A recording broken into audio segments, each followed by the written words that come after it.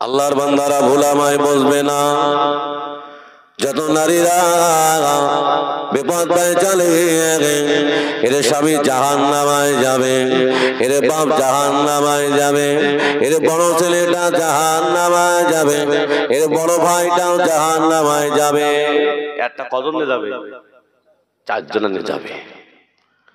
ও আল্লাহর বান্দারা ভুল আমায় বুঝবে না। যত নারীরা বেপরদায় চলে এরা শ্বশুর শাশুড়িকে দাম দেয় না, এরা মা বাপকে দাম দেয় না।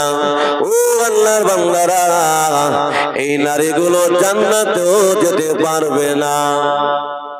জান্নাতে যাওয়ার লাইন নেই বাবা। এখন বাবা ছেলে বিয়ে দিয়েছেন, 3 মাস হয়ে গেল, বললো আমি তোমার আব্বা মার সংসারে থাকবো না, তোমার আলাদা হতে হবে, নাইলে তোমার ঘর আমি করব না। বাবা সমস্যা নেই তো? আল্লাহর বান্দারা, ওগো মায়েরা বোনেরা, আমি তোমাদের খারাপ বলছি না মা, শুনে নাও মা, তোমাদের জান্নাতে যাওয়ার রাস্তাটা বড় সুবিধা। আল্লাহ রাসূল বলবেন, আল্লাহ রাসূল বললেন ওই নারীটা স্বামীর কথা শুনেছেন, স্বামীকে মহব্বত করেছেন, শ্বশুর শাশুড়িকে ভালোবেসেছেন, সন্তানকে নামাজ পড়িয়েছেন, সন্তানকে কোরআন শিক্ষা দিয়েছেন, সংসারের সমস্ত দায়িত্ব পালন করেছেন। জীবনে পরপুরুষের চেহারাটা দেখায় না, পরপুরুষের সাথে কথা বলে না, ওই ব্যক্তিটা আল্লাহ পাকের দয়া জান্নাতে চলে যাবে। ধরে হবে না? জান্নাতে যাওয়ার অসুবিধা বলো? জান্নাতে যাওয়ার কোনো টেনশন নেই, বরঞ্চ আমাদের টেনশন কোন টাকা আয় করে বাড়ি নিয়ে আসলে ঠিক নেই, হালাল টাকা কি হারাম টাকা।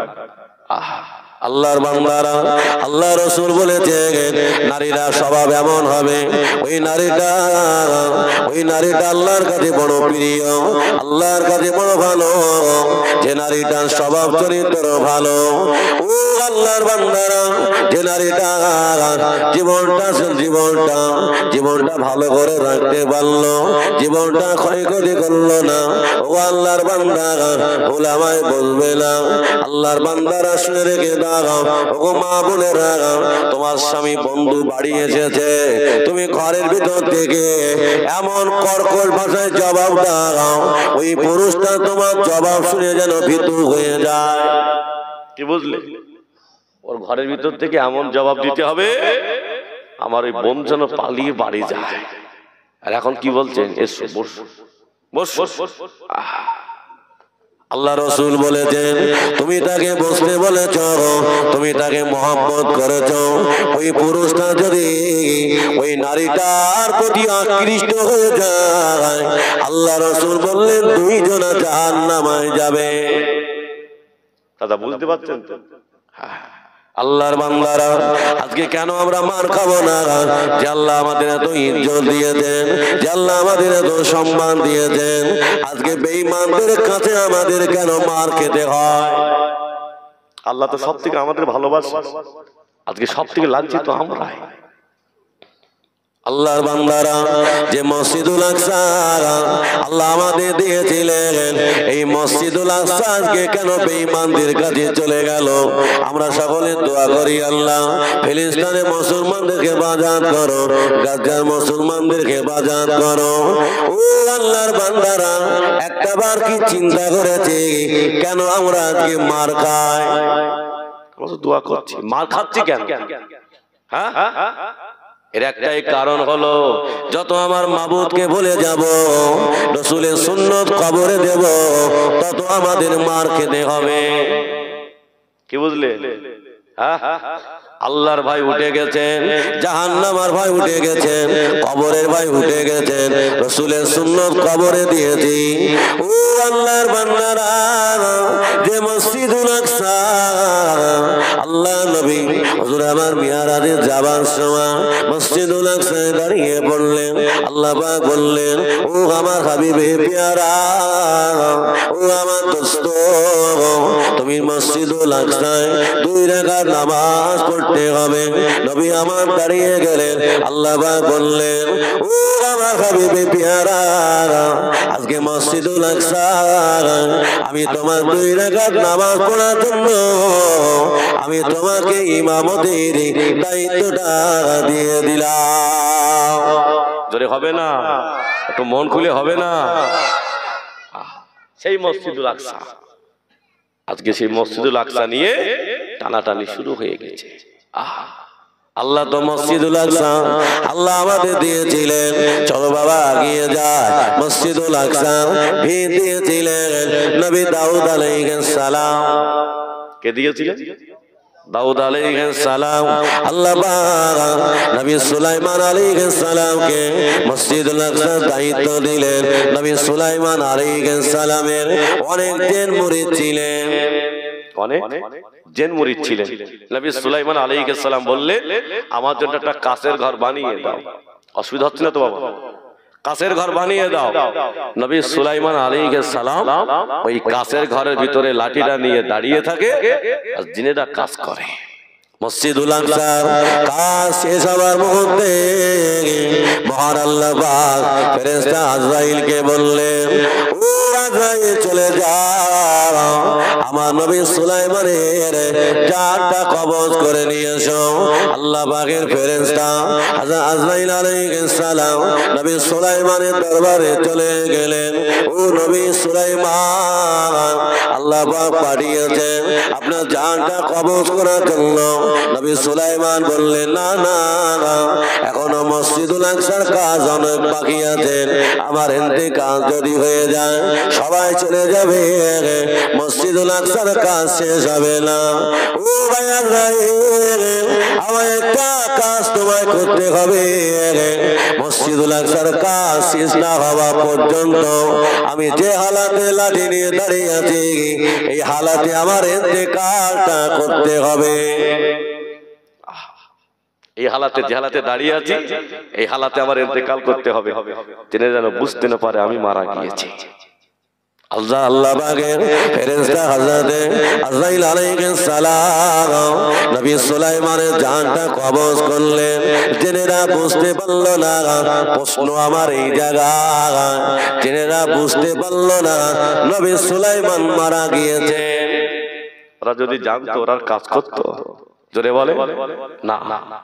এই ঘটকপুরে বাবা, এই ঘটকপুরে বাবা কিছু মৌলবী সাহেব বেরিয়েছেন, এরা আবার জেল হাসিল করে বলে দেয়,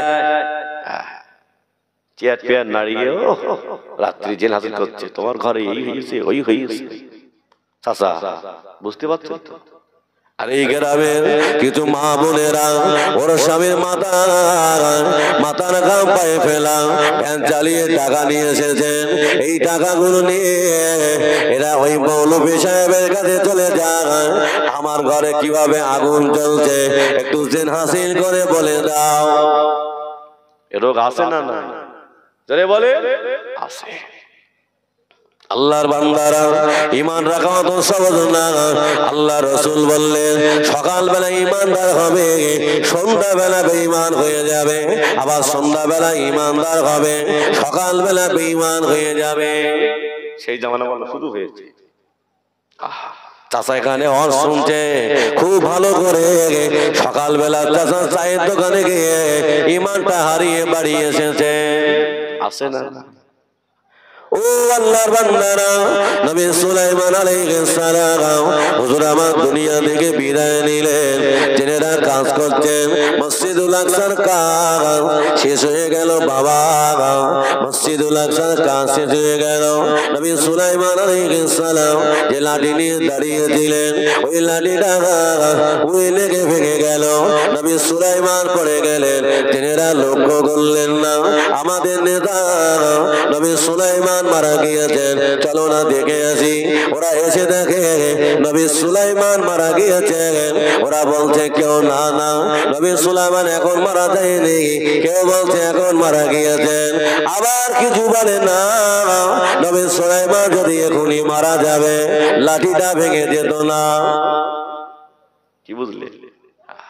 আল্লাহর বান্দারা ওয়াজ আমার ওদিকে না, চলো আমি ফিরে যাই যে মসজিদুল আকসা আল্লাহ এত ইজ্জত দিয়েছিলেন, এই মসজিদুল আকসা কেন বেঈমানরা চলে গেল? এই মসজিদুল আকসা গভীর রাত নিশুতিরা আল্লাহ নবীর সাহাবারা হযরত ওমরে ফারুক রাদিয়াল্লাহু আনহুকে স্বপ্ন দেখায়, ও নবীর সাহাবা ওমর, আমি মসজিদুল আকসা আমি আর থাকতে পারি না, আমাকে নিয়ে একটু মুসলমানদের কাছে দিয়ে দাও। একটু জোরে হবে না সুবহানাল্লাহ? একটু মন খুলে হবে না সুবহানাল্লাহ? স্বপ্ন কাকে দেখাচ্ছে? হযরত ওমর ফারুক কি মসজিদুল আকসা। সকাল হয়ে গেছে, ফজরের নামাজের পরে মসজিদ নববীতে হযরত ওমর ফারুক রাসূলের সাহাবাদের বললেন, বাবা সব বসে যাও, আমি একটা কথা বলবো। প্রশ্ন আমার এই জায়গায়, হযরত ওমর ফারুক হুজুর আমার কেন ফজরের পরে ঘোষণাটা দিলেন? আল্লাহ রাসূল বলেছেন, যারা ফজরের নামাজ পড়ে, ফজরের নামাজ পড়ে দুনিয়াতে রুজি তল্লাশি বেরিয়ে যায়, আমার আল্লাহ পাক ফজরের সময় আসমান থেকে রুজি বন্টন করে। আল্লাহ পাক ফজরের নামাজের পরে আল্লাহ রুজি বন্টন করে। যারা ফজরের নামাজ পড়ে বেরিয়ে যায় রুজি তল্লাশি, আমার আল্লাহ পাক ওই বান্দার উপরে পরিপূর্ণ রুজি দান করে। যারা ফজরের নামাজ পড়ে না, ঘুমিয়ে থাকে, ওদের অর্ধেক রুজি দেওয়া হয়, আর অর্ধেক রুজি কেটে জঙ্গলে পশুদের দেওয়া হয়। বুঝতে পারলেন? শুধু বলতে হুজুর সংসারটা শান্তি হচ্ছে না, হবে কি করে? তোমার ঘরে নেই নামাজ, নেই জাল, অন্ধকারে বরকত হতে পারে না।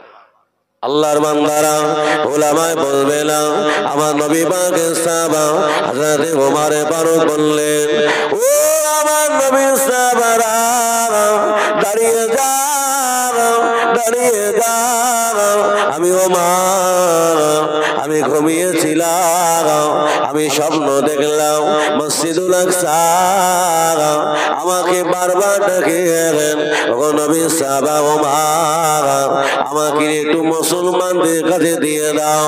ও নবীর সাহাবারা বলো না, এখন আমি কি করব? বলো বলো, এখন আমি কি করব?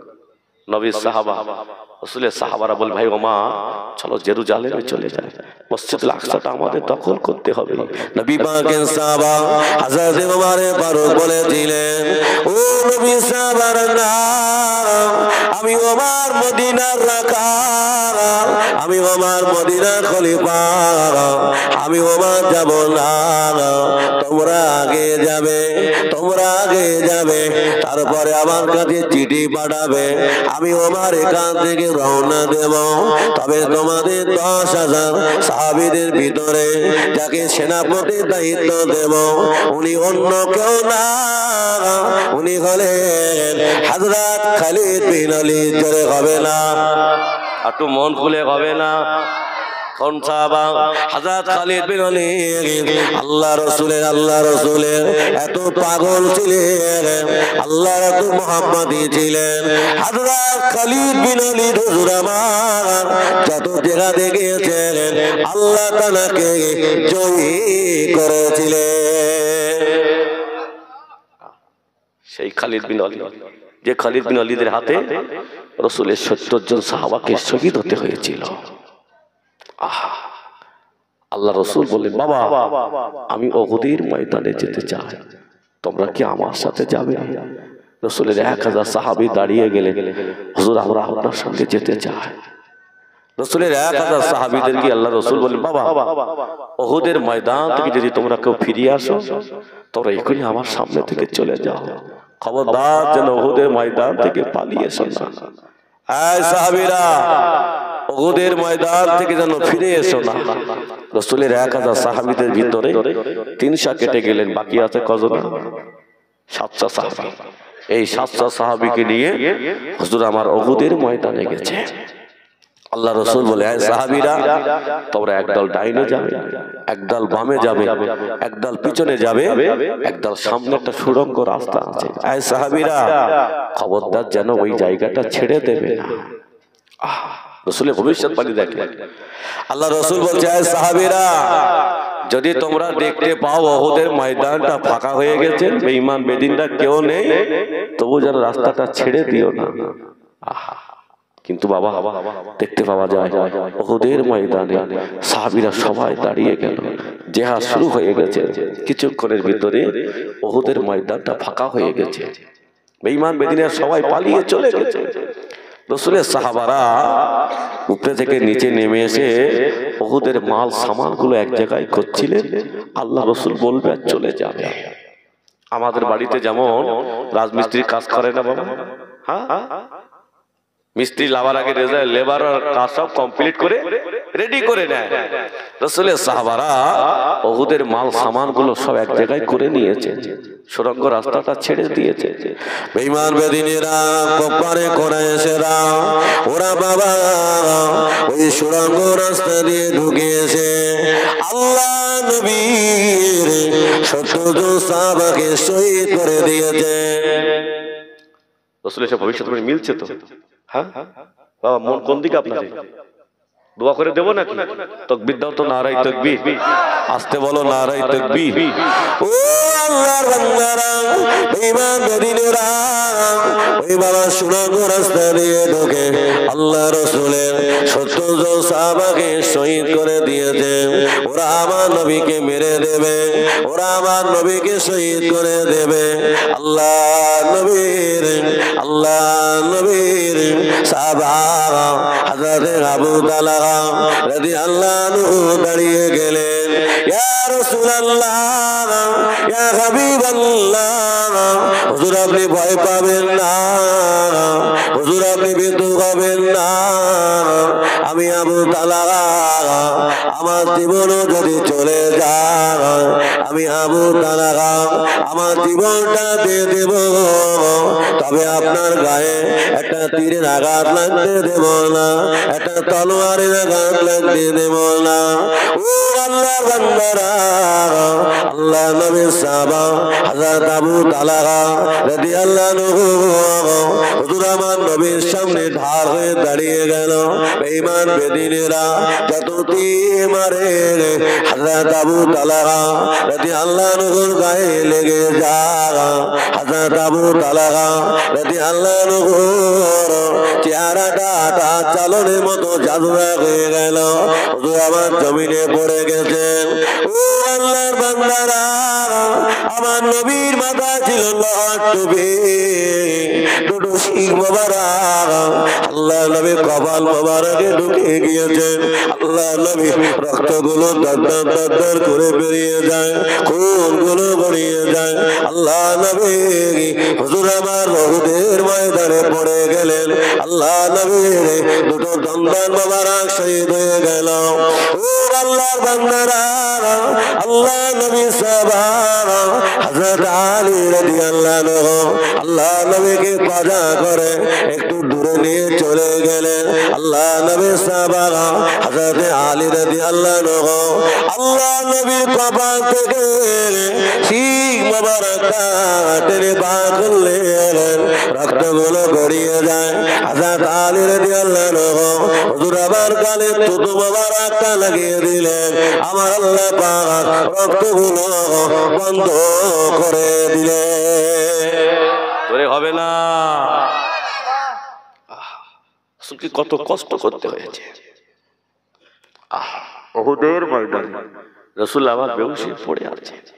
আল্লাহ রাসূলের হুঁশ ফিরলে নবী আমার দোয়া করছেন, আল্লাহ আমার সাহাবীরা বুঝতে পারেনি, আল্লাহ আমার সাহাবীদের আপনি গজব দিয়ে মারবেন না, একবার জোরে হবে না সুবহানাল্লাহ।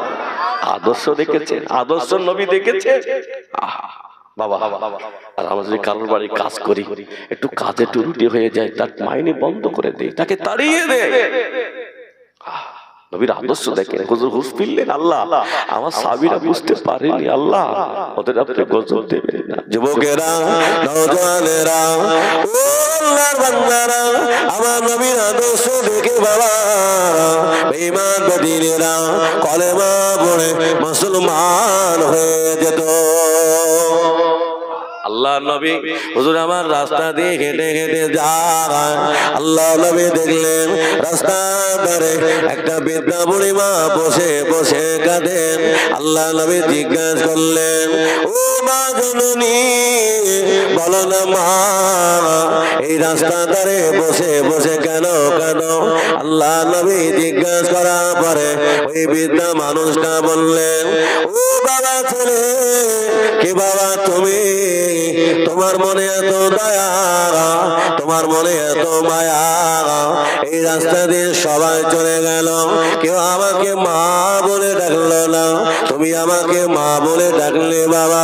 আল্লাহ নবী বললেন, ও আমার আম্মা জান, দুনিয়াতে আমার আব্বা নাই, দুনিয়াতে আমার মা নাই, আপনাকে মা বলার কারণে আমার কলিজাটা ঠান্ডা হয়ে গিয়েছে।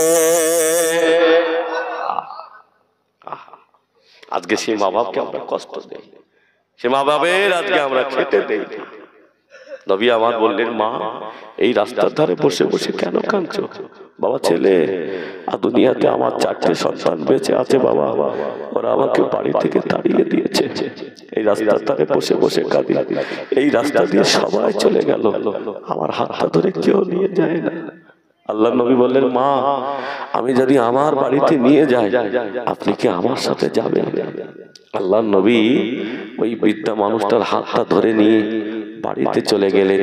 আমাদের আম্মা জান আয়েশা দিকে বললেন, বিবি আয়েশা, আমার মাকে গোসল দাও, আমার মায়ের নতুন কাপড় পরিয়ে দাও, আমার মাকে ভালো মন্দ খেতে দাও, খবরদার যেন আমার মাকে কষ্ট দিও না। একবার জোরে হবে না? আমাদের আম্মা জান আয়েশা সিদ্দিকা সুন্দর করে খেতে দিলেন, ভালো কাপড় পরিয়ে দিলেন, ভালো মন্দ খেতে দিলেন। আম্মা জান আয়েশা সিদ্দিকা গোসল করিয়ে দিলেন। ওই বৃদ্ধা মানুষটা আল্লাহ নবী ঘরের সামনে দাঁড়িয়ে দাঁড়িয়ে বলছেন, মুহাম্মদ ধ্বংস হয়ে যাক, মুহাম্মাদের হাত ধ্বংস হয়ে যাক, মুহাম্মদ নিজে বরবাদ হয়ে যাক। কি বুঝলে? যাকে রাস্তা থেকে বাড়িতে আনলে খেতে দিলেন, পড়তে দিলেন, সেই বলছে মুহাম্মদ ধ্বংস হয়ে যাক, মুহাম্মদ হাত ধ্বংস হয়ে যাক। আম্মা জান আয়েশা সিদ্দিকা রেগে গেছেন, নবী কাকে নিয়ে এসেছেন? ও আল্লাহর বান্দারা, আম্মা জান আয়েশা সিদ্দিকা বললেন, না আমি আয়েশা আজ থেকে আর খেতে দেব না, আমি যাকে পড়তে দিলাম, আমি যাকে খেতে দিলাম, ওই ব্যক্তি বলে কিলাম মুহাম্মদ ধ্বংস হয়ে যাক, মুহাম্মাদের হাত ধ্বংস হয়ে যাক, আমি আয়েশার খেতে দেব না, আমি আয়েশার পড়তে দেব না। আল্লাহ নবী কলেমার দাওয়াত দিয়ে বাড়ি ফিরলেন। ইয়া রাসূলুল্লাহ, ইয়া হাবিবাল্লাহ, হুজুর আপনি কাকে নিয়ে এসেছেন? যাকে খেতে দিলাম, পড়তে দিলাম, ওই ব্যক্তি বলে কিনা মুহাম্মদ ধ্বংস হয়ে যাক। হুজুর আমি আয়েশা আজ থেকে আর খেতে দেব না, আমি আজ থেকে আর পড়তে দেব না। আল্লাহ নবী বললেন, ও আমার বিবি আয়েশা, আমার মাকে কষ্ট দিও না, আমার মাকে দুঃখ দিও না, আমার মা আমাকে ছেড়ে না, আমার মা ওই মুহাম্মদকে ছেড়ে, যে মুহাম্মাদের কথা আবু জাহাল, আবু লাহাব, উতবা, সাইবা বলেছিল আমি রহমাতুল লিল আলামিন, আমার মা আমাকে ছেড়ে না, আমার মা আমাকে ছেড়ে না, আমার মাকে কষ্ট দিও না। আল্লাহ নবী বললেন, মা তোমার বাড়ি কোথায়? মা নবী আমার খোঁজ নিয়ে ইহুদি বুড়ি মা বাড়ি চলে গেলেন। ইহুদি বুড়ি মা 4টে ছেলে আমার নবীকে দেখে দাঁড়িয়ে গেলেন, ইয়া রাসূলুল্লাহ, আপনি আমাদের বাড়ি এসেছেন, আপনাকে আর ফিরিয়ে দেব না, একটাবার ইমানের কালেমা পড়িয়ে আমাদেরকে মুসলমান বানিয়ে দেন। জোরে হবে না?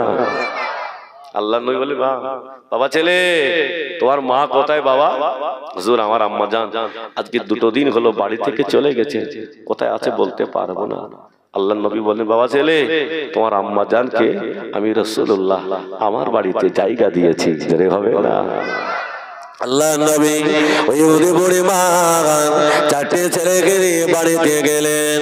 ও আল্লাহর বান্দারা, আল্লাহ নবী বললেন মা চলে যাও, মা চলে যাও, মা আমি তোমার সন্তানদের দিয়েছি, মা যাও মা বাড়ি চলে যাও। ইহুদি বুড়ি মা চারটে ছেলে দাঁড়িয়ে গেলেন। ইহুদি বুড়ি মা চারটে ছেলেকে কাছে পেয়ে মনে মনে বড় আনন্দ পেলেন, মনে মনে বড় খুশি হলেন। আল্লাহ নবীর সামনে দাঁড়িয়ে বললেন, ও আমার সন্তানেরা, মোহাম্মদ ধ্বংস হয়ে যাক, মোহাম্মদের হাত ধ্বংস হয়ে যাক, মোহাম্মদ নিজেই বরবাদ হয়ে যাক। এই কথা যেমনি বলেছেন ওই বৃদ্ধ মানুষটার ছেলেগুলো বললেন, ও আমার আম্মা জান, আপনি কাকে ধ্বংস হতে বলছেন? মা উনি অন্য কেউ না, তিনি তোমায় রাস্তা থেকে বাড়িতে আনলেন, তিনি তোমায় খেতে দিলেন, পড়তে দিলেন, উনি হলেন শাফিউল মুযনিবিন, রাহমাতুল লিল আলামিন, সাইয়্যিদুল মুরসালিন, নবী মুহাম্মদুর রাসূলুল্লাহ। এই কথা যেমনি বলেছেন এই বৃদ্ধ মানুষটা আল্লাহ নবী হাতটা ধরে ফেললেন। ও বাবা ছেলে, তোমার মনে এত দয়া, তোমার মনে এত মায়া, আমাকে তাড়িয়ে দিও না বাবা, একটা ভাই মানে কলেমা পড়িয়ে আমাকে মুসলমান বানিয়ে দাও। চলে হবে না? রাসূলের আদর্শ দেখেছে।